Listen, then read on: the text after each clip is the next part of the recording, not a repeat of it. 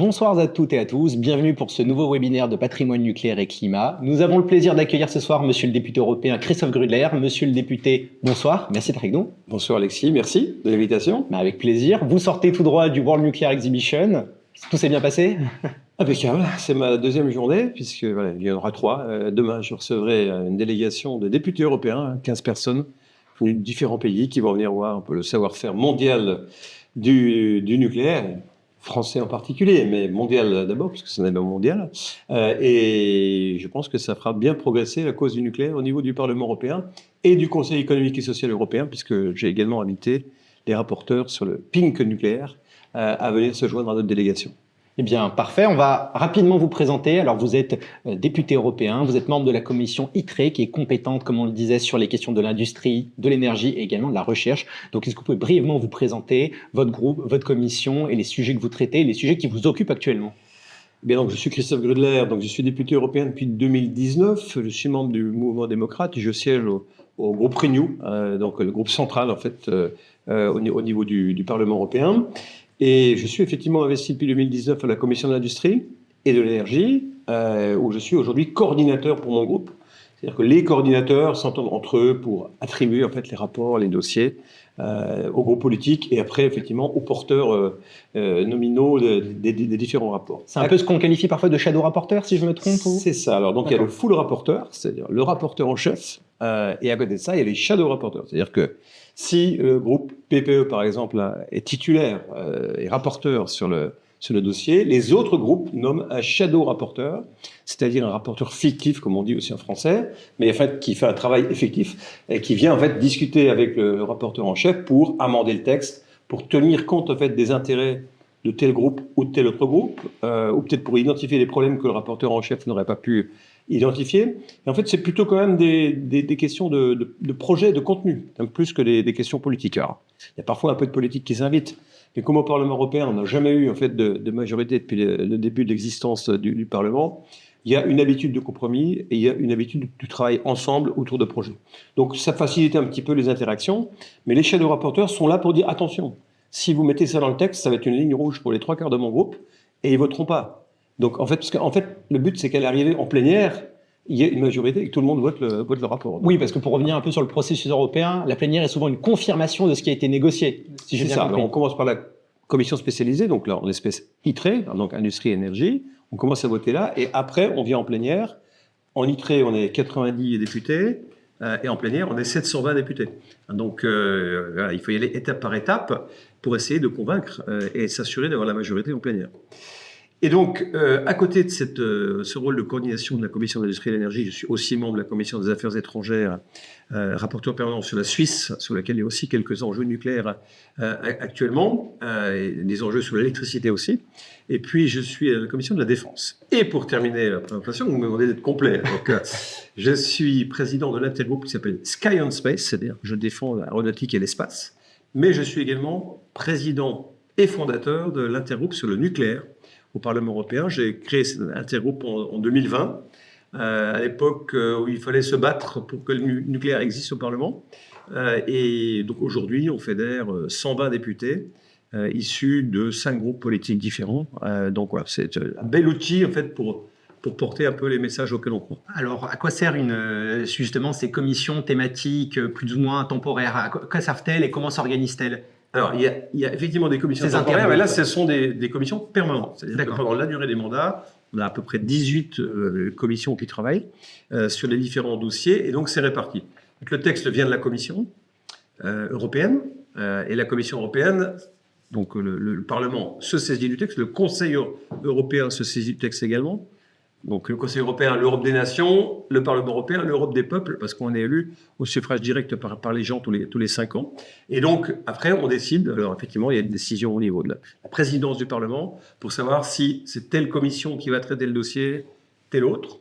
Et il y a la commission pour avis principal, et donc tout ce qui est nucléaire, en fait, c'est nous, hein, en avis principal. Et à côté de ça, il y a les commissions qui sont sollicitées pour opinion, pour avis. Donc, c'est moins important, mais bon, parfois, il faut quand même un petit peu tenir compte. Et comment vous insérez les intergroupes, justement, dans ces instances? Alors, l'intergroupe, comme son nom l'indique, c'est peut-être 30 députés du PPE, 30 députés de chez Renew, 30 députés socialistes, qui se réunissent et qui arrivent à convaincre d'autres collègues de leur propre groupe qu'il faut voter ce texte. En fait, c'est une sorte de coordination transversale sur des projets. Nous, à l'intergroupe nucléaire, on est tous convaincus qu'il faut plus de nucléaire et que l'on en a besoin pour atteindre le Green Deal. Donc, on travaille tous ensemble pour être cohérents et pour aller chacun convaincre des personnes dans nos groupes politiques. Parce qu'en fait, il y a plusieurs façons de convaincre. Il y a les gens qui sont convaincus parce que c'est du nucléaire, puis il y a des gens qu'on va convaincre d'une autre façon. Je prendrai un petit exemple avec l'hydrogène bas carbone, qui est quand même un sujet qui intéresse un petit peu le nucléaire, puisqu'en France, on veut pouvoir aussi décarboner en utilisant l'électricité du réseau pour produire de l'hydrogène. Eh bien, promouvoir l'hydrogène bas carbone, c'est peut-être aussi aller voir des gens qui croient au CCUS, donc à la capture du gaz carbonique pour faire de l'hydrogène bas carbone. Et donc, ces gens-là, par défaut, en fait, voteront pour le nucléaire. Donc, il faut, c'est comme ça notamment qu'on a convaincu beaucoup de collègues allemands qu'il fallait, il fallait s'ouvrir à l'hydrogène bas carbone parce que ça leur permettait de faire du CCUS, et à nous, ça nous permettait de faire du nucléaire. Donc, souvent, c'est une approche assez fine qu'il faut avoir. Il ne faut pas venir avec les gros sabots. Je suis un pro-nucléaire, je veux faire ci, je veux faire ça. Parce que souvent, c'est contre-productif. Parce que quand vous venez dire je suis à fond pour, sans même justifier la base, vous avez forcément des gens qui, par réaction, vont dire je suis à fond contre. Donc, de temps en temps, il faut le faire, mais aussi de temps en temps, il faut savoir un petit peu faire de la politique, en fait, tout simplement, pour convaincre une majorité. Et j'aime bien dire des fois que nous, en fait, on est des lobbyistes. Alors ça choque tout le monde. À chaque fois que je dis ça, c'est quoi un lobbyiste?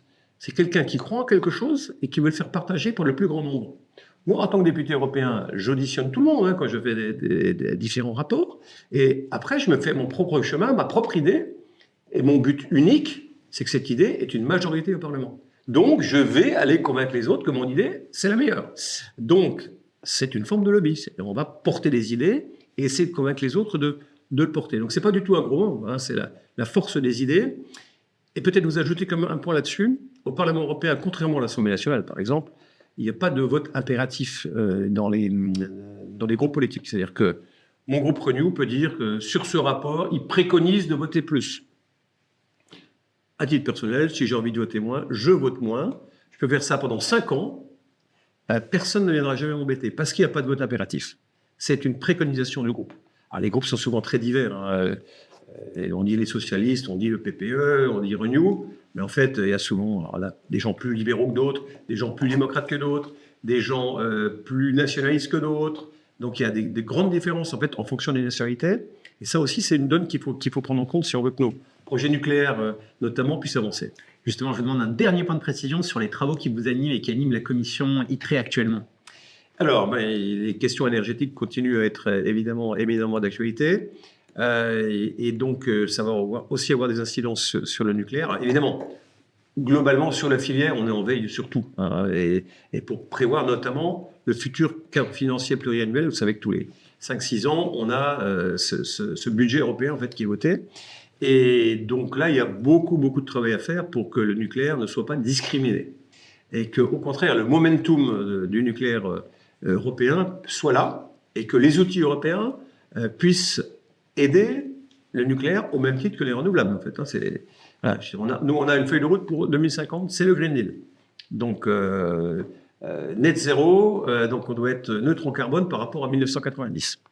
Et pour atteindre cet objectif, très clairement, il faut tout ce qui est décarbone. Donc, il faut des renouvelables et il faut du nucléaire. Et jusqu'à maintenant, la réponse européenne a été, de la Commission, et un certain nombre de gens qui avaient un peu des dogmes dans la tête, ça a été plutôt de dire que le renouvelable. Et on va trouver les moyens d'aider le renouvelable, et si on peut marginaliser le nucléaire, on le fera. Donc, évidemment, c'était tout à fait révoltant pour nous, et donc on travaille là-dessus à l'avenir pour que dans le futur cadre financier pluriannuel, avec des fonds comme je pourrais vous citer le fonds de compétitivité européen, où il n'est pas question d'avoir de nouveau une gradation entre les énergies ou les technologies. On a fait un texte super important qui était le Net Zero Industry Act. J'étais shadow rapporteur sur ce texte-là. J'ai réussi à mettre dedans une clause de préférence européenne dans les marchés publics. Mais dans cette Net Zero Industry Act, on a mis au même niveau toutes les technologies propres européennes. C'est-à-dire que l'éolien était au même niveau que le solaire ou que le nucléaire. Et il y avait également les biocarburants. Tout était dedans. Donc, pour moi, cette liste de technologies propres, c'est une sorte de bible, une sorte de classement qu'on doit utiliser pour le fonds de compétitivité. À côté de ça, vous avez quelque chose de tout à fait inadmissible, c'est que les fonds structurels européens sont interdits au financement par le nucléaire.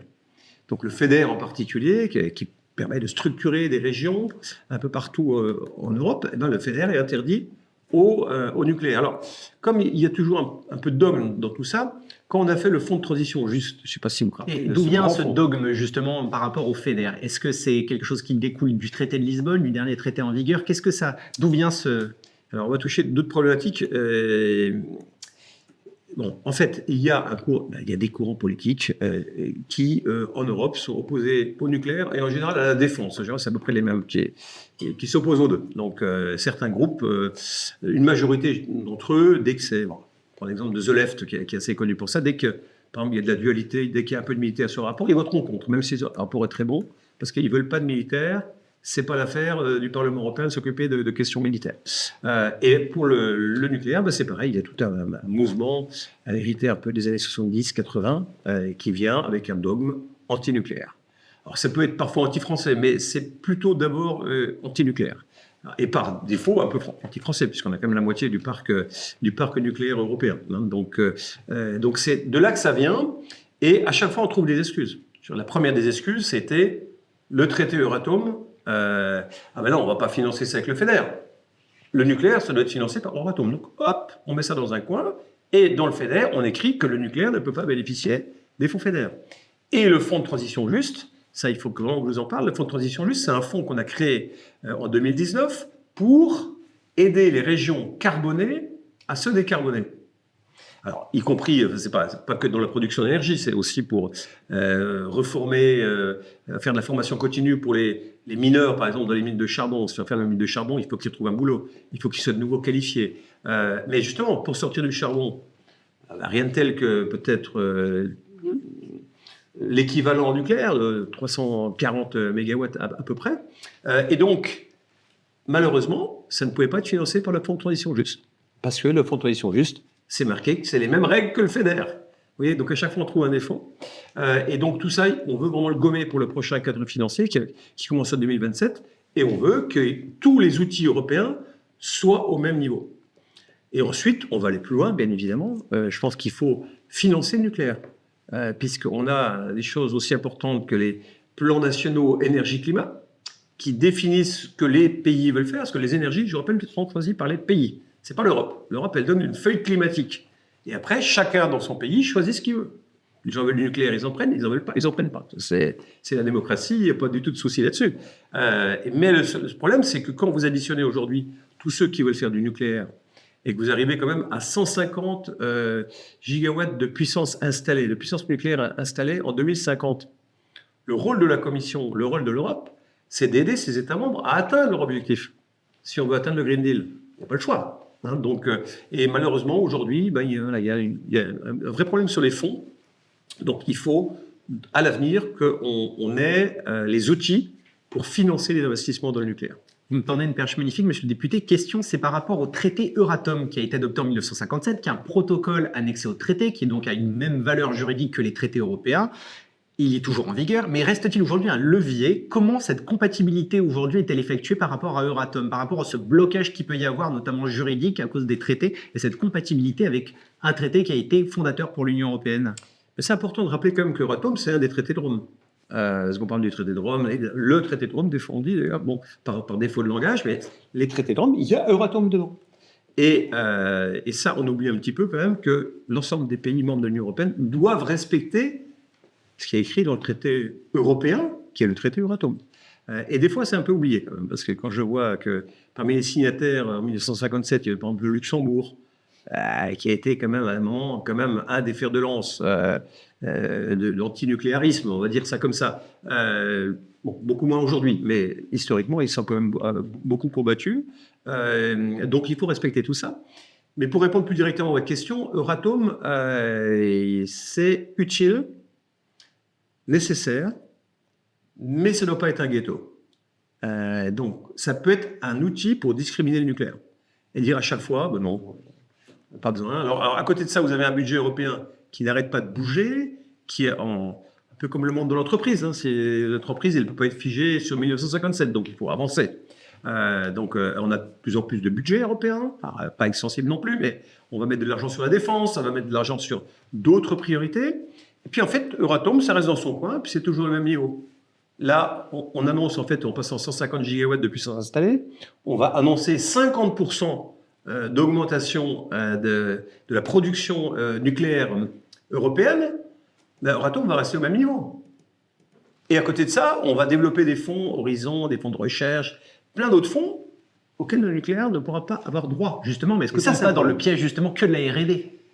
Alors non, alors la R&D, c'est un très bon exemple, la R&D, parce qu'en fait, vous avez Horizon Europe. Horizon Europe, c'est des dizaines de milliards, c'est 96 milliards sur ce budget-là, on va passer à plus de 150 sur le Chivon. L'Europe mise avec raison sur la recherche et développement. Mais dès que c'est nucléaire, il y a un problème. Voilà. J'ai un bon exemple avec les radioisotopes, vous savez, pour la recherche médicale. En mettant des médicaments, vous avez d'ailleurs en France un partenariat Orano-Sanofi, vous avez les Suisses de Novartis qui font des médicaments de ce type-là. Il y a des projets un peu partout à travers le monde. C'est porteur pour l'avenir. Puis c'est bon d'ailleurs pour l'acceptation du nucléaire par les populations, parce que ça montre que le nucléaire peut soigner et peut sauver des vies. Donc c'est majeur. Mais quand vous venez aujourd'hui avec un projet de recherche et développement sur des radioisotopes, Horizon Europe dit « Ah non, on ne va pas financer, c'est du nucléaire. » Donc allez voir Euratom. Puis Euratom dit « Ah ben c'est de la médecine, c'est pas du nucléaire, allez voir Horizon. » Voilà comment on peut balader et perdre un temps fou sur un sujet essentiel où il doit y avoir davantage de synergie entre Horizon et Euratom. Moi je pense que ça doit aller ensemble. Je donnerai un autre exemple rapide. Les Américains ont coupé leur recherche sur pas mal d'éléments et donc on a lancé un grand programme en Europe qui s'appelle Choose Europe for Science. Choisissez l'Europe pour la science. Et donc le but c'était de débaucher en fait des chercheurs qui d'ailleurs pouvaient être européens aux États-Unis, mais les faire revenir en Europe et les aider financièrement à réinstaller leur labo, à faire un travail de recherche de haut niveau en Europe. Évidemment, on choisissait les chercheurs. Il ne s'agissait pas non plus de faire venir quelque chose d'inutile. Je reviens sur votre sujet de fusion. En fait, vous voulez fusionner deux clusters. Donc le cluster, pour bien expliquer à nos auditeurs, on a un cluster d'appel à projet Horizon, beaucoup sur la R&D la plupart du temps, sur des maturités technologiques qui vont je vous dirais, de 1 à 5 de mémoire. Et de l'autre côté, donc, comment fonctionne un peu le cluster Euratom? Vous en avez parlé, mais je voudrais juste un petit peu détailler cela. Alors, moi, ce que je veux juste, pour terminer, pour vous expliquer sur mon histoire de Choose Europe for Science, aujourd'hui, on a mis des dizaines de millions d'euros pour attirer ces chercheurs, pour financer leur labo en Europe. Mais c'est que Horizon Europe qui a été activé. Et c'est que des chercheurs non nucléaires. Tout ce qui est chercheur nucléaire, Euratom n'est pas concerné par ce plan de préférence européenne. Donc c'est une, comment dirais-je, pour moi, c'est une incohérence totale. Donc en fait, quand je dis rapprocher ces deux éléments, c'est-à-dire être en capacité de financer, alors ça peut être financer des chaires, dans certains cas, vous pouvez diriger des travaux de recherche en recherche fondamentale, ça peut être de la recherche appliquée, ça peut être aussi les entreprises qui peuvent être concernées par la recherche et développement dans leur propre département. Et donc les deux fonctionnent selon le même principe, sauf que un est pour le nucléaire et l'autre, en théorie, pour le reste. Donc, clairement, il faut que ça fonctionne ensemble. Et si possible que 1 plus 1 égale 2 et pas 1 plus 1 égale 1. Voilà, donc ça, si on peut trouver cette façon un petit peu de pousser, donc ça serait quand même quelque chose de plus cohérent.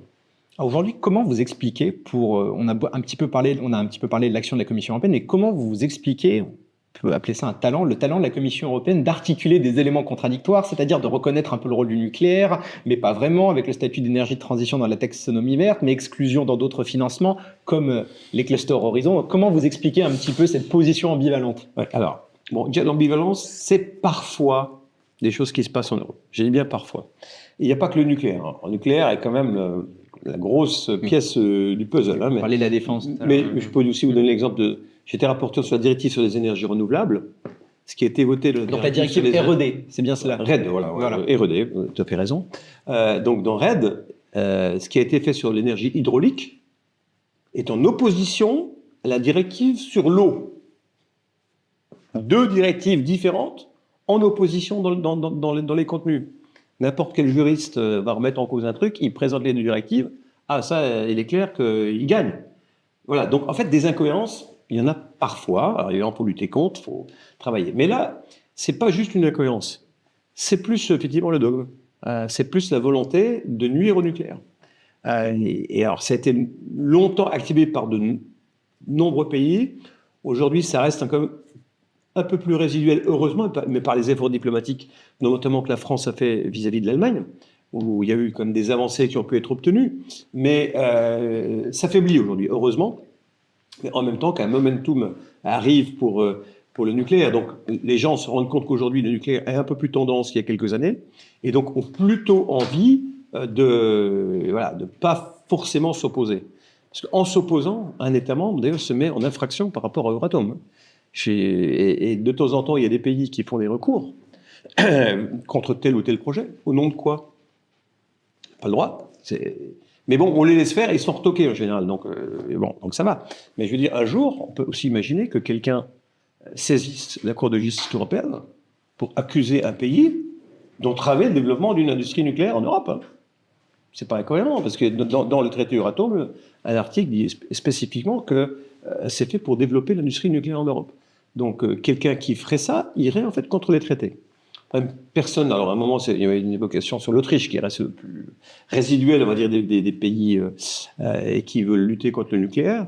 À un moment, voilà, ça a été évoqué, mais politiquement parlant, voilà, c'est tendu, parce que peut-être que l'Autriche, sur d'autres dossiers, elle a besoin de leur accord, sur des rapports au Conseil où il faut une unanimité, etc. Donc, voilà, c'est un peu un jeu où tout le monde un peu se tient, et ça peut nuire à la cause. Mais bon, ceci étant, la justice européenne a toujours condamné, elle n'a jamais donné raison à l'Autriche dans ses recours contre des décisions européennes. Donc voilà, donc il faut maintenant qu'on arrive à empêcher cette discrimination, et c'est là où on va se situer la majorité de notre travail dans les futurs textes qui arrivent. Là, on est sur le Clean Industrial Deal, on est sur le Industrial Accelerator Act, qui va être assez important pour la décarbonisation en général et pour le nucléaire. Parce que j'ai bagarré auprès de la Commission pour que dans le Industrial Accelerator Act, le nucléaire soit dedans. En tant que chaîne de valeur industrielle, en tant que capacité d'augmenter la production industrielle en Europe. Je tiens beaucoup à ça. Je suis très attaché à la chaîne de valeur européenne. Parfois, on me le reproche. On peut juste qu'on tisse là-dedans, que c'est bien, si les États-Unis se développent, la Chine, c'est quand même pour le nucléaire en général. Non, moi je crois franchement qu'on a historiquement un savoir-faire dans le nucléaire civil en Europe, et qu'on ne va pas se laisser manger tout ça. Donc à nous d'être innovants, d'être performants, de produire le mieux possible, le moins cher possible, et de livrer aux Européens l'énergie la moins chère possible. Petite question, dans quelle mesure la jurisprudence européenne, surtout intra-commission, je pense à la DG concurrent, je pense à la direction juridique, est-ce que ces directions et ces rapports de force au sein de la Commission et leurs décisions influencent ou limitent-elles aujourd'hui les capacités des États membres à soutenir de leurs projets nucléaires nationaux? Alors là, sur la DG Comp, c'est un peu historique aussi par rapport à la situation d'EDF en France. Il y a une situation de quasi-monopole qui ne plaît pas à la DG Comp, qui est là pour la compétition, la concurrence européenne, et qui fait parfois de mauvais procès aussi, hein, parce que il y a quand même il y a eu un blocage sur l'hydraulique, par exemple, qui a pu être évité. Enfin, je veux dire, on veut atteindre le Green Deal ou on ne veut pas l'atteindre? On a besoin de développer les capacités hydrauliques en Europe. Alors, qu'est-ce qu'on va mettre des bâtons dans les roues à ceux qui veulent le faire?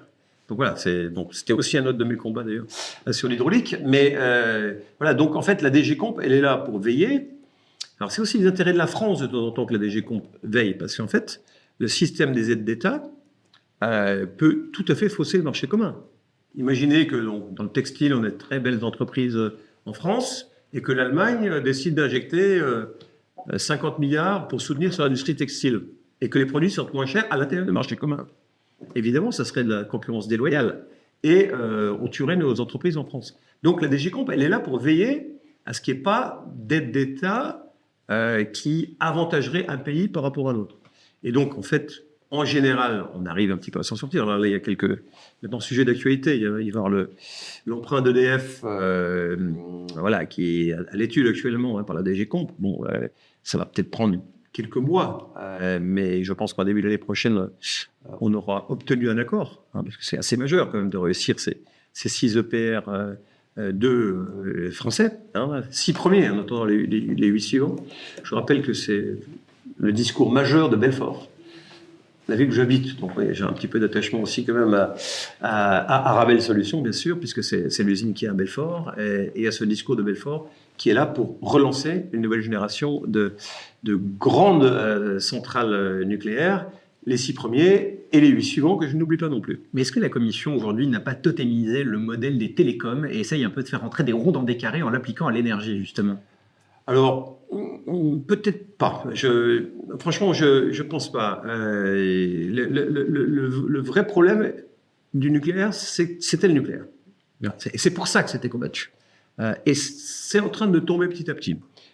Et la DG Comp en particulier a admis que EDF existe dans les conditions actuelles, a admis le principe aussi de l'hydraulique, va sans doute dire OK pour les aides d'État qui vont être obtenues, et en tout cas les emprunts garantis, etc., dans le cadre des EPR2. Donc voilà, je pense qu'on va s'en sortir et qu'il n'y a pas, il n'y a pas de raison de plus que ça de s'inquiéter. Mais je suis optimiste, évidemment, mais il faut l'être. Hein, sinon, on espère également que dans les dossiers de bataille, il va y avoir aussi la Commission un peu horreur des options de sortie, notamment dans les contrats de long terme pour l'électricité à 10 ans et la qualification également en aide d'État déguisée de contrat commercial. Est-ce que vous pensez aujourd'hui que par les discussions, on peut y arriver? On peut même peut-être, ça a pris un petit moment à être négocié il y a une vingtaine d'années, je prends la phase 1 ainsi que la phase 2 d'Excelsium, et je pensais même qu'une phase 3 d'Excelsium pourrait être en cours dans les négociations, est un peu dans les cartons. Alors, les CFD, les PPA, c'était un grand combat qu'on a réformé le marché européen de l'électricité, qui a été réformé dans le bon sens. L'acte délégué sur l'hydrogène bas carbone aussi va dans le bon sens, même s'il est un petit peu, s'il a un petit peu quelques faiblesses. Mais bon, des fois, je préfère un verre à moitié plein que pas de verre du tout. Donc ça va plutôt dans le bon sens, notamment pour ces outils de financement. Mais ce que je crois que la Commission veut à l'avenir, et moi, j'ai pas peur de ça. Alors, je sais que certains en ont un peu peur, c'est le développement des interconnexions européennes pour permettre notamment aux pays de l'Est, où il y a des prix de l'électricité qui sont 5 ou 6 fois plus chers que chez nous. Hein. Enfin, quand vous regardez la carte de l'Europe, c'est assez effrayant. Là où c'est pas cher, c'est en France. Alors évidemment, les gens trouvent toujours que c'est trop cher, bien évidemment. Et il faut continuer à faire baisser ça. Mais aujourd'hui, la France et la Suède ont les modèles de production les moins chers. Et puis là où c'est le plus cher, c'est dans les pays de l'Est où ils ont pratiquement pas d'interconnexion et des productions qui coûtent hyper cher. Donc en fait, l'interconnexion pour moi, ça peut être l'occasion pour la France de vendre encore plus d'électricité à l'étranger dans d'autres pays de l'Union européenne, pour utiliser le bon vocable, et ne pas craindre l'arrivée des renouvelables de la Baltique ou d'autres choses. Je pense qu'il y a plus à gagner qu'à perdre. Évidemment, c'est un pari. Hein, mais je pense que aujourd'hui en France, on produit trop d'électricité. C'est un comble quand même. On vient de dire qu'on veut augmenter de 50% d'ici à 2050. Et on se trouve quand même à un grand nombre de journées à prix négatif sur le marché de l'électricité parce que, en fait, notre production est prête, mais les clients ne sont pas toujours en face. Donc, avec davantage d'interconnexion, on peut vendre plus loin. Ça peut être une vraie opportunité. D'autres vous diraient qu'il ne faudrait pas surdimensionner les réseaux parce que ça va entraîner des augmentations de composantes de taxes de prix d'électricité, notamment le TURP, etc. Qu'est-ce que vous en pensez? Il ne faut pas sous-dimensionner. Regardez, on a vendu tout ce qu'on pouvait pour 5 milliards à l'Allemagne cette année. On ne peut pas aller plus loin. Mais on aurait pu vendre 10, ils auraient acheté 10. Donc, c'est pour notre balance commerciale aussi aujourd'hui un problème. Donc, il ne faut pas surdimensionner. Et donc, certains pays, notamment, qui n'ont pas la chance d'avoir un réseau aussi foisonnant que le réseau français, même s'il est un petit peu âgé maintenant, qu'il faudra investir lourdement sur le réseau français. Mais vous avez des pays qui n'ont pas de réseau et qui espèrent peut-être que l'Europe va leur financer leur propre réseau. C'est pas le but. Hein. Nous, alors on va aussi un rapport important qui est le Grid Package, qui va arriver là au mois de décembre. Le but, c'est des interconnexions majeures. C'est pas financer les réseaux nationaux qui devront être financés par les pays qui seront concernés, mais une grande interconnexion qui permet de diffuser l'excellente électricité française un peu partout, ça me semble être quelque chose d'assez vertueux au niveau européen. Et aussi, bon, de temps en temps, il arrive aussi d'importer, hein, quand on n'a pas assez de production, ça arrive, c'est rare, mais ça peut arriver. Donc ça peut aussi nous aider à ce moment-là. On parlait d'aide d'État, on a parlé de cadre d'aide d'État, de plus ou moins de dérogation. Je voudrais qu'on en parle en particulier, surtout que c'est un cadre dérogatoire qui permet des aides d'État à financer par les États membres et pas des aides plus ou moins déléguées par la Commission et les institutions européennes.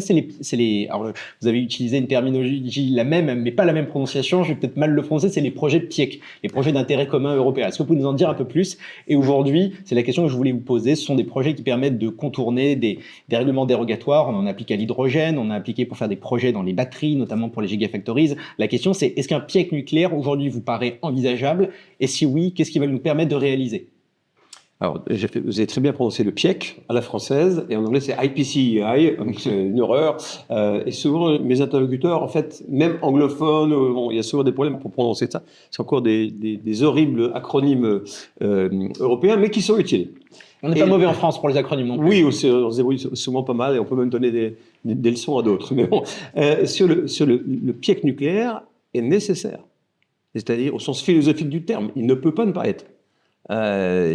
On a besoin de ce PIEC nucléaire, et on voit notamment pour les SMR. Bon, les SMR c'est très utile, c'est pas l'alpha et l'oméga du nucléaire, hein, mais c'est quelque chose de très utile. Pour certains pays, ça va leur permettre de revenir au nucléaire. Je dis des fois que c'est voilà, le doigt dans le pot de confiture. Et on apprécie, et peut-être qu'après on va venir avec quelque chose de plus puissant. Ça peut être une façon pour l'Italie de revenir sur le nucléaire. Et voilà, enfin, donc il y a quelques exemples comme ça qu'on peut donner. Donc il faut un PIEC nucléaire. Le problème, c'est qu'on ne pourra pas tout mettre dans ce PIEC et qu'il va falloir maintenant trouver la meilleure architecture possible pour ce PIEC, pour savoir que ce qu'on veut pouvoir financer à travers le PIEC. À un moment, j'avais émis l'idée qu'on puisse faire un PIEC sur les SMR, un PIEC sur la chaîne de valeur, voilà. En fait, dispatcher un peu les PIEC. Et ça, honnêtement, je pense que ça ne passera pas. Au niveau européen, il y aura trop de gens. Pourquoi faire 4 PIEC nucléaires, c'est pas possible, etc. Alors qu'un PIEC, ça passera. Et donc, je pense qu'il faut faire un PIEC. Pour voir quel nom lui donner, quelle architecture donner à tout ça, qu'est-ce qu'on veut financer. Est-ce qu'on veut modulariser les SMR, par exemple, pour avoir des économies d'échelle et permettre à des usines de produire plus globalement les modules? Est-ce qu'on veut financer tel élément de recherche nouvelle, etc., etc. Et donc j'ai beaucoup échangé avec la DG ENER là-dessus, donc la Direction Générale de l'Énergie qui s'occupe de ce PIEC nucléaire. Et donc, il y a des experts qui vont réfléchir. Donc, c'est le moment aussi. Donc, si vous avez quelques idées, si les auditeurs ont quelques idées, qu'est-ce qui serait pertinent de mettre dans ce PIEC? Je rappelle quand même que le PIEC, c'est une autorisation par Bruxelles d'aide d'État sur un secteur stratégique. Donc, effectivement, c'est fait pour les batteries ou pour l'hydrogène. Mais le principe, c'est quoi? C'est que les États membres, donc il y a un appel à projet, un appel à manifestation d'intérêt émis par l'État membre, les entreprises répondent sous forme de consortium. Voilà, alors, mais ça peut aussi être quelqu'un qui peut... Enfin, ça peut être une entreprise française seule, mais elle doit travailler avec 2 autres pays européens. Donc voilà, donc c'est au moins 3 pays. Donc, c'est peut-être ça que vous appelez aussi le consortium. Et donc, en fait, le gouvernement reçoit la réponse à l'appel de la part de l'entreprise et transmet ça à Bruxelles, à la Commission. Donc, c'est ce qu'on appelle ça notifié.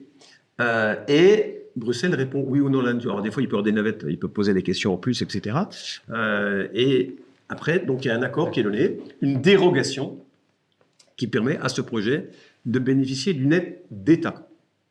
Je dis bien une aide d'État. Et pour moi, qui veut, pour le prochain cadre financier, une réforme des PIEC, c'est pas suffisant. Je pense qu'il faudrait, pour accepter davantage les PIEC en Europe, mettre une couche de subventions européennes dans les PIEC. Et y compris pour le PIEC nucléaire, bien évidemment. Parce que le problème des PIEC, c'est qu'on a un certain nombre de pays qui commencent un peu à se mobiliser contre, en disant, attention, les PIEC, c'est pour les pays qui ont les moyens. C'est encore un truc pour les gros. Parce que nous, l'Estonie, au hasard, hein, l'Estonie, ben, on a un tout petit pays, on a un tout petit PIB, et on n'a aucun moyen de donner une aide d'État à une entreprise de chez nous qui voudrait faire un projet de ce type-là. Alors que les gros, les Allemands, les Français, les Italiens, eux, ils peuvent financer par ce PIEC. Alors que si vous mettez une petite couche de subventions européennes là-dedans, ça change la donne. Parce que même le petit pays se dit, ah ben oui, ben peut-être que si moi j'arrive un petit peu à faire quelque chose, déjà je vais mettre moins d'argent, et ben peut-être que j'aurai des subventions européennes en plus. Et je pense que ça pourra aider à l'acceptation du PIEC. Donc oui au PIEC nucléaire, Maintenant, il faut juste voir qu'est-ce qu'on veut pouvoir aider à travers ce schéma. Et donc, quel serait le scope idéal selon vous? C'est quoi? C'est pour financer des EPR? Alors, ça serait pour quoi? Ça serait uniquement des SMR? Non, il faut vraiment une expertise technique, scientifique, voire politique, parce qu'il faut attention de ne pas faire de faute de quart quand même, hein, mais il faut vraiment une expertise là-dessus. Là, vous avez au niveau de l'Alliance européenne des SMR les différents groupes de travail qui ont terminé, qui vont rendre compte en début de l'année prochaine de leurs travaux. Eux auront une expertise. Mais bon, il n'y a pas que le SMR, il y a aussi les plus grandes compagnies qui pourront nous dire peut-être que sur telle nouvelle technologie, tel nouveau projet, ils ont peut-être plutôt besoin de ci que de ça, etc. Et voilà, donc c'est là où il faudra à ce moment-là choisir. Mais pour l'instant, c'est trop tôt pour choisir à ce stade. L'intention est là, il faut ce piège nucléaire. Je pense que c'est assez consensuel, on pourra le porter. Mais maintenant, il faut voir concrètement ce qu'on va mettre dedans. Et dépasser peut-être quelques problèmes nationaux sur les sujets budgétaires aussi. Peut-être, oui. C'est vrai. Moi, j'aurais bien un engagement national assez rapide sur les 8 prochains PR2. Hein. Ah bon, d'abord, enfin, une petite programmation de l'énergie en France rapide, ça serait quand même assez utile. Et derrière, on pourrait faire cette annonce pour qu'on grave dans le marbre le fait qu'il y aura au moins 14 PR2 en France.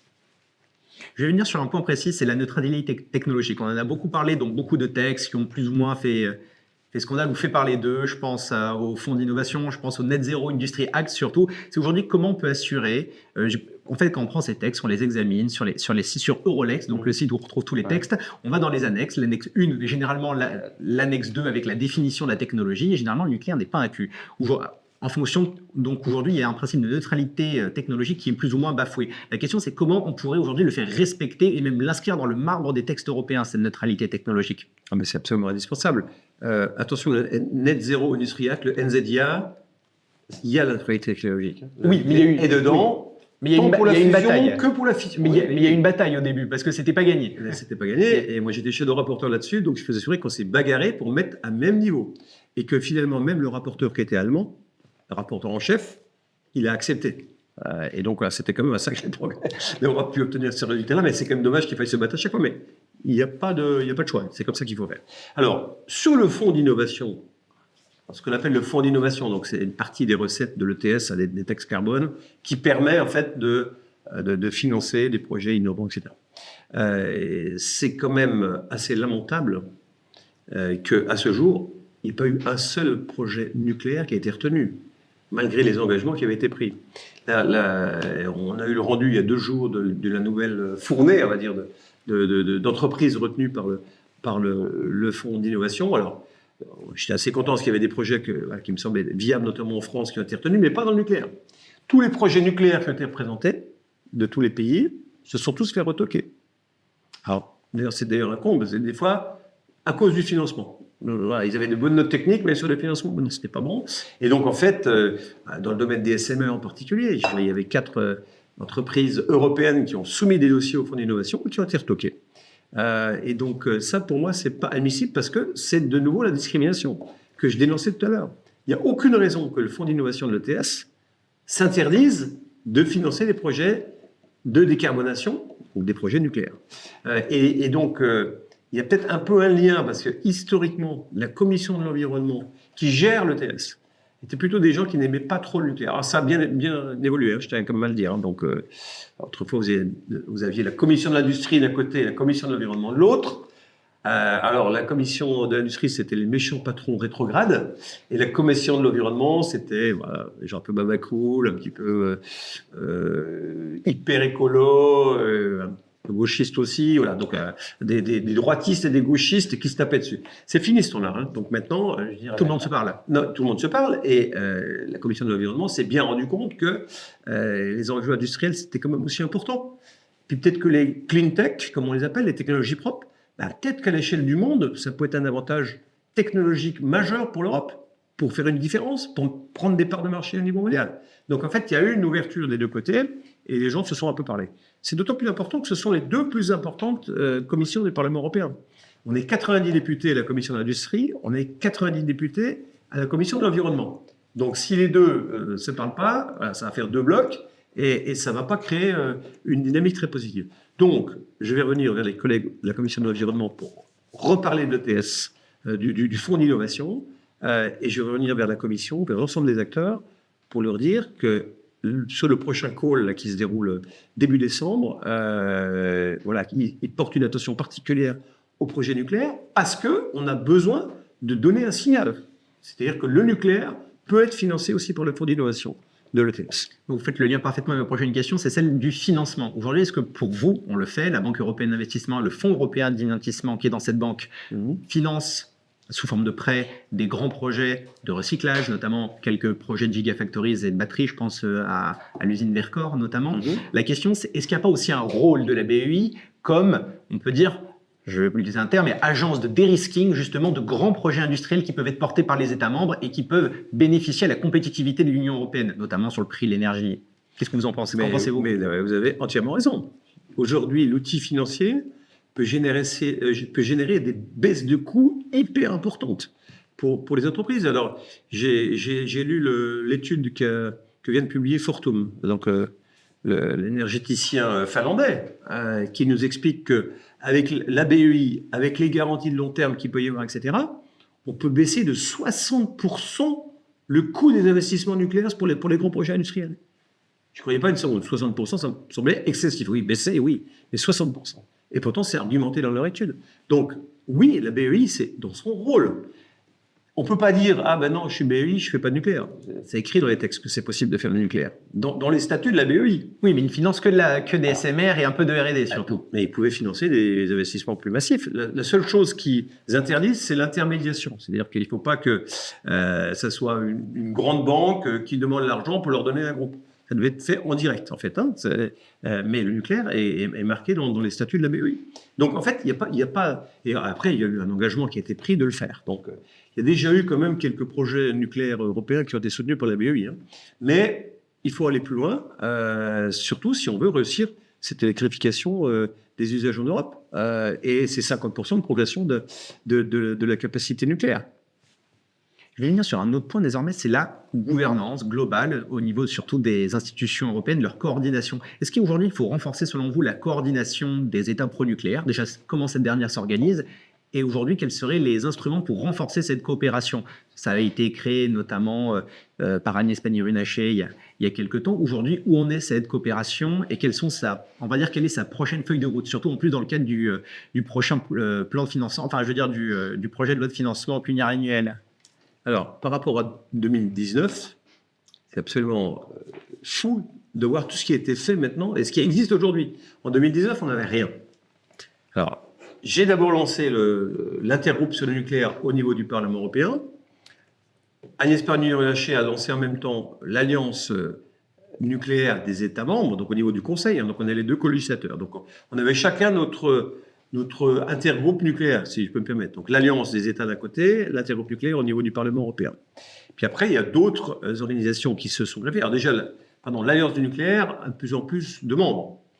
C'est déjà pas mal quand même. Donc, je crois qu'ils sont une quinzaine aujourd'hui. Alors, il y a toujours le problème de celui qui préside le Conseil, qui est observateur, donc il se met en retrait le temps qu'il préside le Conseil, etc. Mais bon, donc il y a une progression forte. Dans les plans énergie-climat, il y a 18 pays qui veulent faire du nucléaire, sur 27 quand même, c'est que ça commence à devenir important. Et il y a une bonne présidence tournante, c'est-à-dire qu'à tour de rôle, la dernière réunion, c'était le ministre Buzoi, le ministre roumain, qui a présidé la réunion. À tour de rôle, chaque pays est valorisé en présidant ces réunions de l'Alliance. Je vous ajouterai l'Alliance qu'a lancée le MEDEF au niveau européen, l'Alliance industrielle nucléaire, où là, effectivement, ce sont tous les parties prenantes de l'industrie, de la chaîne de valeur du nucléaire qui se mobilisent pour porter une voix au niveau européen. Et donc, tout ça, ça n'a jamais été autant structuré et aussi fort. Je mettrai bien sûr l'Alliance européenne des SMR, hein, qui est quand même à 400 membres. Malheureusement, pas que européens, si je veux dire. Aussi les chevaux de Troie qui s'invitent à bord du bateau. Mais 400 d'un côté, 120 au Parlement européen dans mon intergroupe, entre 15 et 20 à l'Alliance du nucléaire, entre les observateurs, les full members, l'Alliance industrielle qui fonctionne. Donc on a vraiment tout ce qu'il faut. Il faut juste qu'on se parle. Et ça, à chaque fois, j'insiste là-dessus. Pour ça qu'on a déjà organisé des réunions communes entre l'Alliance des États membres et mon intergroupe du Parlement européen. Parce que des fois, on oublie que pour faire avancer un texte, il faut déjà convaincre les deux. Puis on oublie que le Parlement européen, c'est pas juste une chambre de représentants du peuple, c'est aussi des députés qui viennent d'un pays, qui parfois ont des relations avec leur gouvernement dans leur pays, et que c'est peut-être aussi un biais intermédiaire pour aller convaincre le Conseil. Et donc voilà, il y a différents comme ça leviers d'action qu'on doit définir ensemble. C'est pour ça que je souhaite vraiment qu'on se coordonne le plus possible avec l'initiative du MEDEF, ça se passe aussi très bien. Fabrice Sachet fait un très bon travail. Et donc j'ai aussi confiance pour qu'à l'avenir, on continue à renforcer nos liens pour pousser ensemble dans la bonne direction. Et donc à ce moment-là, on arrivera à convaincre la Commission. Notamment la DGNR avait toujours un département qui s'est occupé du nucléaire, mais qui était un petit peu marginalisé. Alors, la DGNR. La DGNR. Ah, NR, pardon, excusez-moi, la Direction Générale de l'Énergie. Oui, excusez-moi, c'est le jargon bruxellois. Mais la Direction Générale de l'Énergie, qui dépend du commissaire à l'énergie, Jürgensen, avait un département nucléaire qui maintenant se développe, peut avancer. Ils ont fait un PINC qui a enfin un contenu. Projet illustratif nucléaire commun. Donc pour ceux qui connaissent, c'est prévu dans les traités Euratom. Enfin, ils en ont fait avec un code. Alors, on les avait un peu travaillé avant quand même. C'est notamment Massimo Gariba qui s'occupe de ces questions-là. Je lui ai dit, j'espère que le PINC, il aura du contenu. Et le PINC a du contenu. Il n'est pas parfait, mais dedans, il donne un vrai plan de la Commission. Alors qu'avant, le PINC qui a été fait il y a 6 ans, c'était les déchets nucléaires. Le PINC qui a été fait il y a 12 ans, c'était la sûreté nucléaire. Voilà. Donc, il n'y avait que les déchets et les risques d'explosion, pour faire simple. Donc, c'était très caricatural. Et là, il y a un vrai contenu. Alors, il y a encore des choses qui ne vont pas dedans. La puissance qu'ils retiennent. Les États membres ont dit que ça faisait 150 gigawatts installés pour 2050. Et la Commission a dit c'est peut-être pas réaliste. 109 nous paraissent plus raisonnables. Donc, le scénario retenu par la Commission, c'est 109 gigawatts. Parce que non, je pense que les États membres ne tiendront pas leur feuille de route pour les 150. Mais ce qui est intéressant, c'est que cette autocritique, cette critique des feuilles de route, elle n'est pas faite pour les autres énergies. Donc quand les États membres disent qu'ils vont faire peut-être 100 gigawatts d'éolien, il n'y a pas la Commission qui a dit ça m'étonnerait qu'ils fassent 100. Ils vont peut-être faire 80 ou 70. Donc je mets au plan 70. Non, ils retiennent les 100. Et puis ils regardent comment ils peuvent les aider, comment ils peuvent financer les choses, parce qu'il y a des subventions directes pour les éoliennes ou pour du photovoltaïque. Voilà, c'est là où ça va pas. Donc en fait, dans le PINC, ils ont mis 109, ils doivent mettre 150, et il n'y a pas assez d'instruments de financement prévus dedans, donc il faut qu'on ait des pistes financières très claires pour justement nous aider par rapport au futur cadre financier pluriannuel de l'Europe à partir de 2027. Justement, encore une fois, vous faites une bonne transition. Moi, j'allais vous en dernière question de ce préambule, de question principale. Ma question va porter sur les perspectives que vous voyez, on va dire plutôt moyen terme, la fin plutôt de la décennie, sur la politique énergétique européenne, les différents objectifs à atteindre à l'horizon 2040, l'horizon 2050, et du cadre notamment du Green Deal qui va quand même être plus ou moins révisé. Quel futur paquet énergétique post-2030 peut-on imaginer, et ce cadre imaginé est-il en préparation? Oui, alors donc là, pour l'instant, on a un certain nombre de polémiques, un certain nombre de tests qui vont arriver, notamment sur l'avenir de la filière automobile, un certain nombre de choses. Bon, moi, je vais être très clair là-dessus. Je pense que les industriels, les investisseurs en général, ils ont besoin de lignes claires sur la durée. On s'est engagé en 2019 sur le Green Deal. Si un matin c'est oui, le surlendemain c'est non, le lendemain d'après c'est encore oui, après c'est encore non, etc., plus personne ne va investir en Europe. Donc il y a un moment, il faut donner la ligne. Alors, moi je suis à l'aise sur le plan automobile, je n'ai pas voté l'arrêt du moteur thermique en 2035, donc je suis tranquille là-dessus. Mais le développement des véhicules électriques est majeur. Le développement de l'électrification est majeur. Parce qu'aujourd'hui, l'Europe, elle importe 58% de son énergie. Et que si on est capable d'électrifier et de produire davantage en Europe, on va économiser des sommes colossales en importation de gaz et de fossiles. Donc il faut tenir cette ligne de route de dire on va électrifier davantage. Puis à côté de ça, on va regarder tout ce qui peut être zéro émission, évidemment, puisqu'il n'y a pas que ça. Mais aujourd'hui, les transports, c'est 35% des émissions de CO2 de l'Union européenne. Donc il faut évidemment s'y attaquer, comme il faut également s'attaquer à la décarbonation de l'industrie, qui peut se faire par de l'électrification directe, par de l'hydrogène ou par d'autres vecteurs. Donc, il faut vraiment garder cette ligne de route. Et j'ajouterais peut-être un problème peut-être plus urgent, plus d'actualité. Il faut aussi veiller à défendre l'entièreté de notre chaîne de valeur européenne, sur le nucléaire en particulier.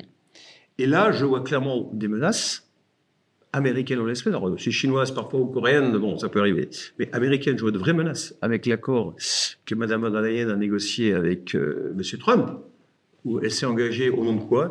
Est-ce que c'est le rôle de la Commission de faire du business et de signer des contrats? Elle s'est engagée à 750 milliards d'achats de produits énergétiques américains par l'Union européenne, dont 300 milliards de produits nucléaires.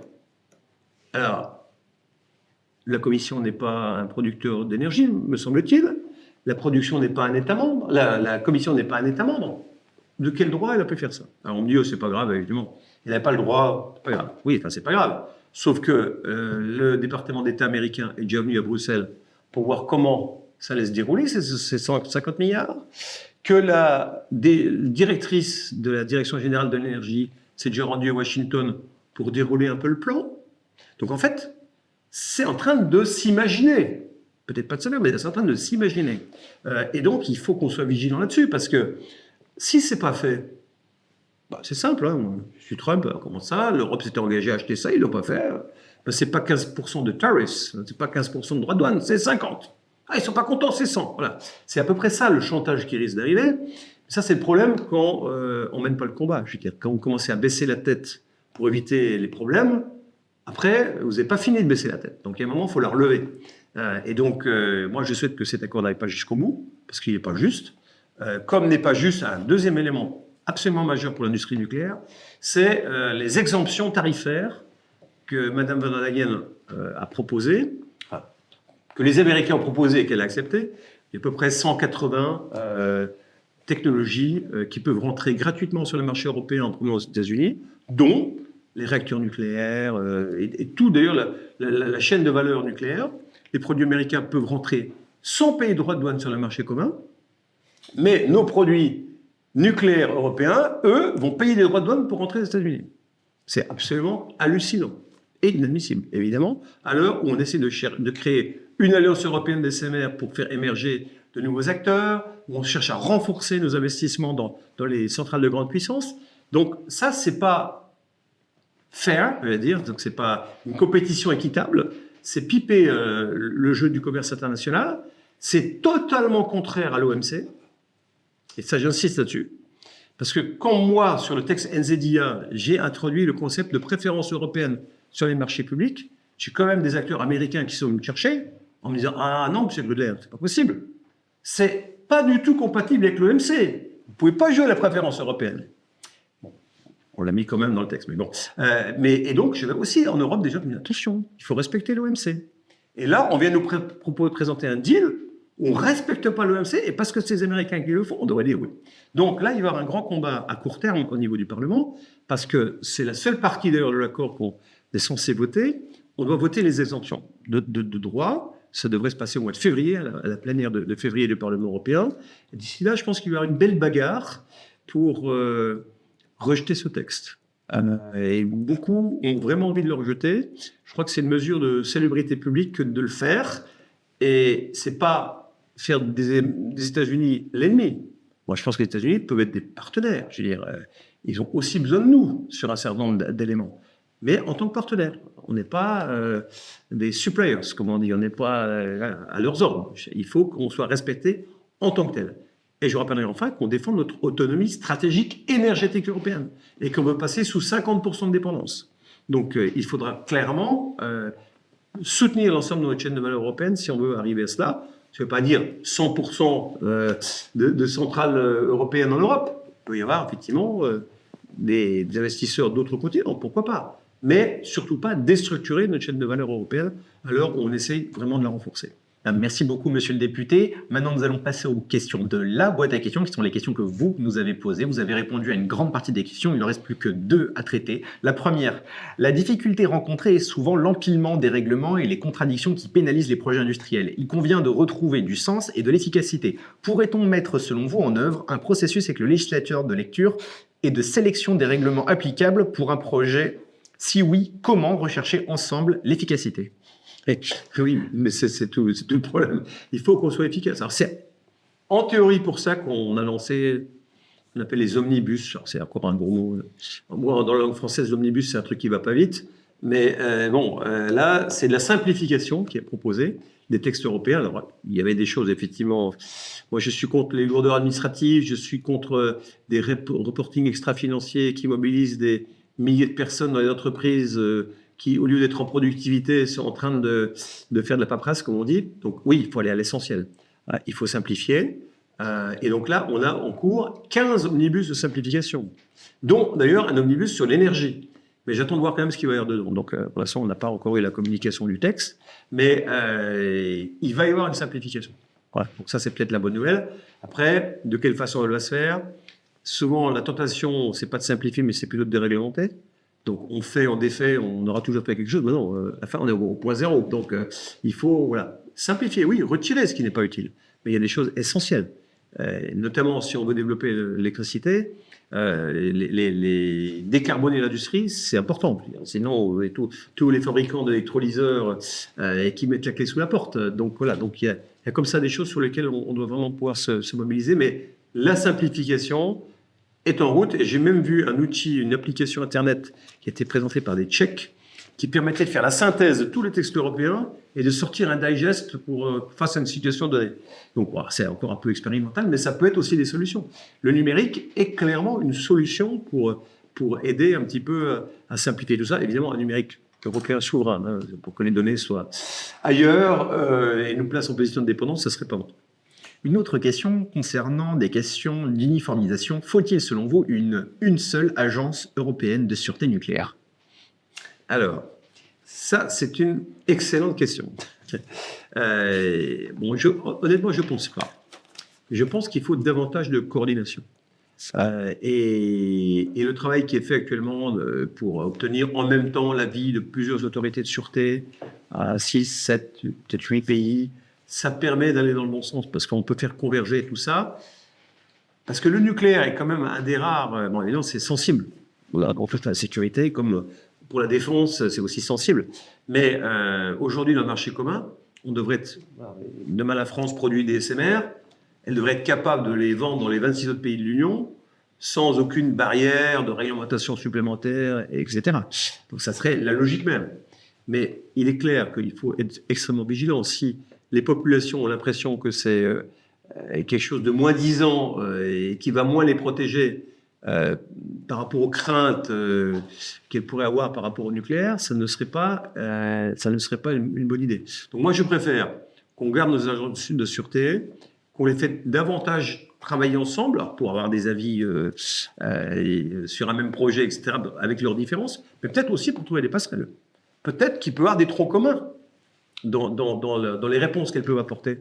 Et puis à côté, les spécificités qui peuvent aussi être liées au pays. Il y a des pays peut-être à terre qui n'ont peut-être pas les mêmes impératifs que d'autres. Il y a des pays sous le niveau de la mer qui n'ont pas non plus peut-être les mêmes impératifs.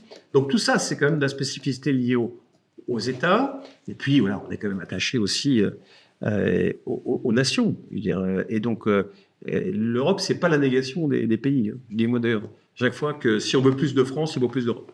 Si on veut plus d'Allemagne, il faut plus d'Europe.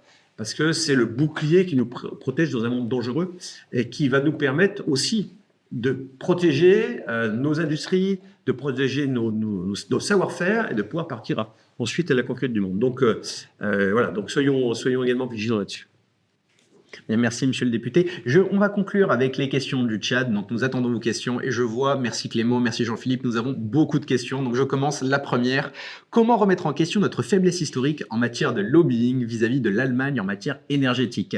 Alors, j'ajoute cette question qu'il y a eu un plan à l'époque d'Angela Merkel et de Gerhard Schröder sur de l'agenda 2010 de un peu noyauter pas mal de directions avec des postes, notamment des postes intermédiaires, chef de bureau, chef d'unité, notamment du côté de la Direction générale de l'énergie qu'on évoquait il y a quelques instants. Qu'en pensez-vous? Eh bien oui, il est clair que l'Allemagne est stratège dans son approche de l'Europe. La France l'est de plus en plus, mais elle est encore un petit peu faible, dans le sens où l'Allemagne a toujours été considérée l'Europe comme un plus. La France a parfois considéré le fait que l'Europe, c'était truc pour occuper un peu des gens qui ne savaient pas quoi faire, et puis qu'on allait mettre là, si on ne roulait pas ailleurs. Et donc, il n'y avait surtout pas de plan de carrière. Il n'y avait pas de vision. Alors que l'Allemagne, par exemple, a une vision très très forte de cet investissement dans les institutions européennes. Donc, un exemple très concret, les députés européens, 3/4 des députés européens allemands étaient avant assistants parlementaires. Vous regardez maintenant sur les députés français, combien étaient assistants parlementaires avant de devenir députés. Parce qu'en fait, ils ont l'expérience. Et pendant des années, ils peuvent aller travailler avec d'autres bureaux, des commissions, et donc faire un travail de lobby. Et après, ils deviennent députés, donc ils sont plus efficaces, ils connaissent bien le milieu, ils ont déjà les réseaux.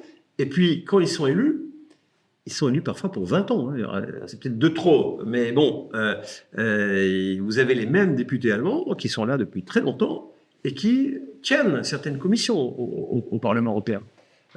Et dans les directions générales, c'est clair, il y a beaucoup de directeurs de cabinet qui sont allemands, parce qu'il y a tout un plan de carrière. Des assistants parlementaires peuvent ensuite faire carrière dans les directions générales de la Commission, au Conseil ou ailleurs. Parce que c'est un vrai plan de carrière européen. Ce n'est pas un accident où on va quelques années à l'Europe et après on revient dans son pays, etc. Donc ça, il faut vraiment le travailler. On est plutôt pas mal, sauf à la Commission aujourd'hui. Je trouve malheureusement qu'on n'a pas assez de Français investis dans les différentes directions générales.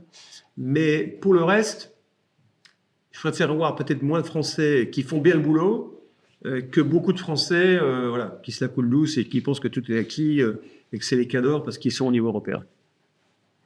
Autre question, Christine Lagarde, présidente de la Banque Centrale Européenne, a récemment fait un discours à Oslo sur la souveraineté énergétique au sein de l'Union Européenne en mettant en avant les ENR, sans distinction avec l'hydraulique, éolien, solaire, intermittent, et surtout sans un mot sur le nucléaire. A-t-elle oublié le traité Euratom? C'est une faute majeure. Vous ne pouvez pas dire ça, Christine Lagarde, c'est pas possible. Ça me surprend de savoir, parce qu'elle n'est pas foncièrement anti-nucléaire. Mais non, je pense que c'est plutôt un oubli qu'autre chose, parce que clairement, c'est pas normal. Il aurait fallu au contraire citer les deux, parce que ça renforce un petit peu tout ça. Autre question, comment articulez-vous votre action au Parlement européen en tant que député français avec notamment les orientations du Conseil de politique nucléaire? Alors, écoutez, la coordination, c'est un de nos rôles majeurs. C'est-à-dire qu'il faut sans arrêt qu'on soit en veille sur ce qui se fait ailleurs et aussi en France. Alors aujourd'hui, c'est un petit peu compliqué.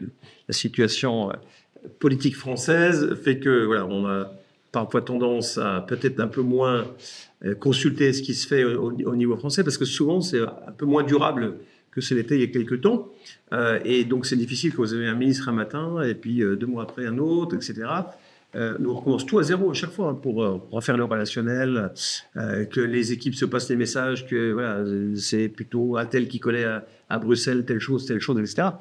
C'est pourtant l'intérêt de la France de construire ces coordinations. Hein. Alors ça ne veut pas dire que on a notre liberté, et notre liberté de conscience. Donc c'est pas parce qu'une décision nationale va dans un sens qu'on ira forcément dans la même. On peut essayer de réfléchir, puis aussi ça m'est déjà arrivé de revenir voir les autorités françaises, comme on dit, pour expliquer dans un ministère, à l'Élysée, à Matignon, que peut-être que ce choix-là, peut-être qu'un autre choix pourrait être fait, et d'expliquer pourquoi. Et ça m'est déjà arrivé, alors c'était pas sur le nucléaire, sur d'autres thématiques, d'obtenir un peu quelques victoires là, dans ce cadre-là. Donc il faut qu'il y ait de l'écoute, mais de l'écoute réciproque. Autre question, comment aujourd'hui faciliter les investissements dans les infrastructures nucléaires? Peut-on est-ce que assouplir le cadre de la taxonomie européenne pourrait faciliter cela? La taxonomie européenne, on a réussi à mettre le nucléaire dedans, c'est un des premiers combats que j'ai mené avec l'Intergroupe. Mais en tant qu'énergie de transition. Absolument, voilà. Énergie de transition, avec des permis qui doivent être déposés en 2040-2045. Donc on est encore dans le timing pour des centrales qui vont durer peut-être 80 ans. Donc c'est de la transition jusqu'au moins 2130. Et d'ici là, on aura réformé la taxonomie. Et il se trouve qu'il est possible qu'il y ait une réforme de la taxonomie assez rapidement. Et donc là, je suis en train de travailler pour essayer d'ajouter dedans tout ce qu'on appelle le fuel cycle, donc le cycle du combustible, qui n'était pas dans la première taxonomie. Donc ça pourrait être un plus. Et évidemment, de faire transiter le nucléaire d'un statut de provisoire à un statut définitif. Il n'y a pas de raison. Alors après, la taxonomie verte, je rappelle que c'est en fait une nomenclature pour stimuler les investissements privés. La taxonomie, elle n'a pas vraiment atteint ses objectifs. Parce qu'il y a eu beaucoup moins de fléchage qu'espéré. Et donc, il faut aussi travailler sur les préconisations qui peuvent être faites par les banques auprès de leurs clients pour, voilà, peut-être que quelqu'un a 2 000 euros à placer, simplement, il a peut-être envie de le mettre sur une techno nucléaire ou sur une autre, etc. Et il doit être en capacité de le faire. Et aujourd'hui, c'est pas aussi évident que ça. Donc, il y a aussi un travail à refaire auprès des organismes bancaires pour assurer la promotion de la taxonomie dite verte, qu'on va appeler décarbonée. Et donc, voilà. Donc ça, c'est quelque chose à reprendre. Autre question, pensez-vous que les problèmes de stabilité des réseaux électriques causés par de nombreuses causes sont compris, et notamment par une partie des énergies renouvelables dites intermittentes? Pensez-vous que ces problématiques sont comprises et prises en compte par les députés européens aujourd'hui? Je crois que l'exemple espagnol a montré que le blackout, c'est pas juste de la science-fiction, mais que ça peut arriver et durablement.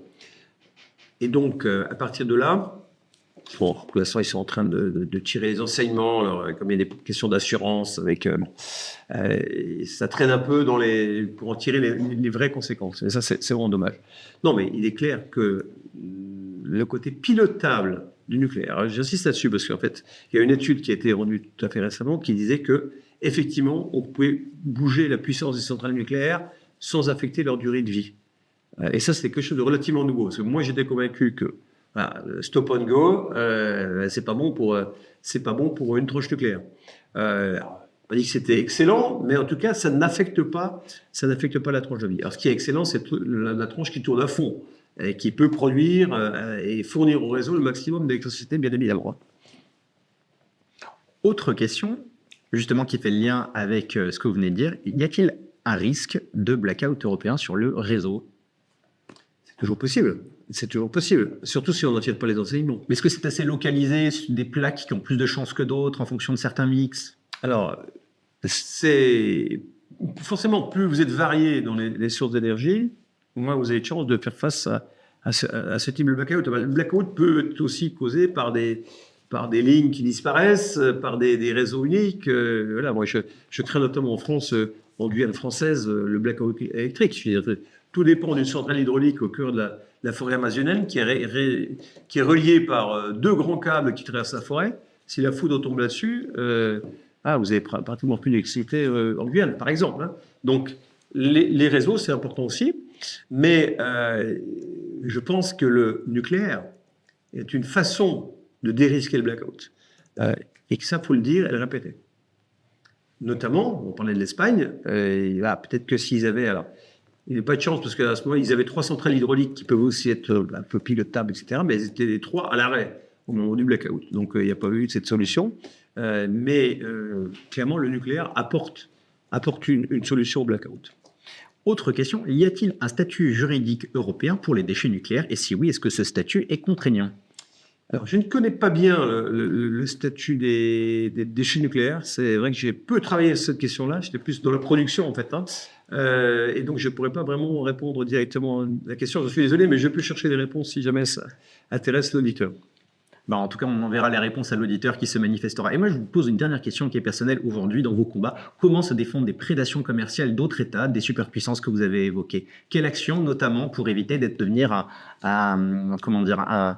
tout simplement un marché pour l'export qui pourrait être, on parlait tout à l'heure de l'accord, on parlait de coopération nucléaire, mais comment éviter que cette coopération se transforme en prédation? Quel type de clause faut-il faire dans les accords? Comment contrebalancer ces accords qui ont été signés, parfois contre le gré de certains États, etc. Ce qu'il faut clairement, c'est retenir une maxime suisse et belge, l'union fait la force. Chacun de nos pays, on est trop faible dans le grand marché mondial. Mais les 27 pays de l'Union, ensemble, c'est le premier marché mondial. Et ça, on l'oublie très souvent. Donc ça veut dire qu'on doit être une force politique. Malheureusement, un certain nombre de pays n'ont pas l'habitude d'être des leaders. C'est plutôt des suiveurs. Alors, c'est lié à leur histoire, parce qu'ils ont été à un moment peut-être sous influence soviétique. Après, ils ont vu l'Amérique comme le grand protecteur, etc. Il faut leur apprendre à exister par eux-mêmes. Et à faire confiance aussi à des pays qui ont peut-être plus une habitude de liberté, plus une habitude d'être leader, pour les guider sur la bonne voie. Et donc là, il faut vraiment qu'on joue cette union et évidemment qu'on arrive à convaincre En interne, je parle, et pas à contraindre. Si on dit tout ce qui est américain, c'est moche, choisissez que européen, il y en a quand même quelques-uns qui vont se dire attends, pourquoi ah oui, c'est pour placer les produits français. Bon, voilà. Donc là, le genre de truc qu'il faut éviter. Mais convaincre, tout simplement, au niveau énergétique, on était d'ailleurs à 62% de dépendance d'importation pour l'énergie il y a encore 2 ans. Maintenant, on est à 58%. Donc en fait, notre industrie, nos gens dépendent, au niveau énergétique, des décisions prises à l'autre bout du monde. Tout le monde peut se rendre compte en Europe que c'est un danger et qu'il faut que cette dépendance, elle descende en dessous des 50%. Alors, ce sera bon pour notre balance commerciale en plus, donc ça est plutôt pas mal, mais ça sera aussi excellent pour les gens parce qu'ils ne dépendront pas des autres. Et ne pas dépendre des autres, c'est donc exister par soi-même et avoir une pleine liberté. Et donc ça, je pense que c'est quelque chose qu'on peut porter ensemble et après aller vers les autres pays, vers les autres continents, en se faisant respecter pour ce qu'on est. Et pas en baissant la tête de peur de perdre tel micro-marché, tel truc ou tel autre.